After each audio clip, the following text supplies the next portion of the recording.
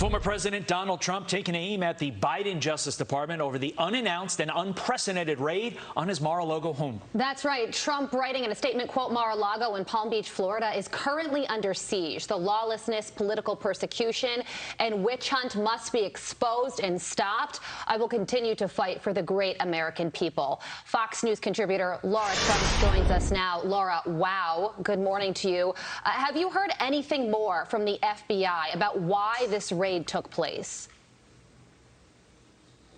We haven't heard anything more, Carly. I think it's assumed that these documents in question, these 15 boxes that the FBI took yesterday, have something to do with the National Archives. It's a little interesting that you would need an FBI raid on the home of a former president in order to obtain those, especially when my father-in-law and everyone working with him was cooperating in lockstep with anything that they were asked for from the FBI and from any authority. So this seems wholly unnecessary. And I think the takeaway for the American people, whether you like Donald Trump or not, is that this is not just an attack on Donald Trump. This is an attack on every single American. This should scare you out there, whether you're a Republican, a Democrat, or an independent, no matter how you vote. Imagine this was your person that they did this to. Imagine this was former President Obama, former President Bush that got attacked in this way. The truth is,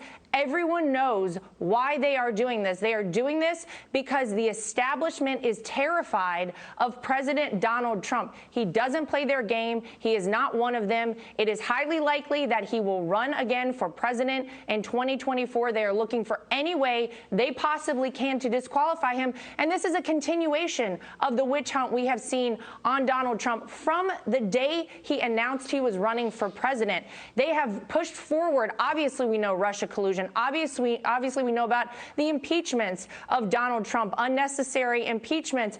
But then you look at what's happened since he left office. Attacks on anyone connected to him, attacks from attorney generals, from district attorneys. This is just a continuation of that. It is disgusting. This is not how we operate in the United States of America. You expect to see this from a communist regime, from a dictatorship. Certainly not America, and certainly not in 2022. It is disgusting, and it is disgraceful, and it should scare every American. Lara, you just said it is highly likely that Donald J. Trump runs in 2024. The president posting this campaign-style clip on Truth Social overnight. Take a look. Soon we will have greatness again. It was hard-working patriots like you who built this country. And it is hard-working patriots like you who are going to save our country. Because we are Americans, and Americans kneel to God and God alone. And it is time to start talking about greatness for our country again. Lara, what did this raid on behalf of a glorified museum/library do to the 74 million voters who selected Donald J. Trump in 2020?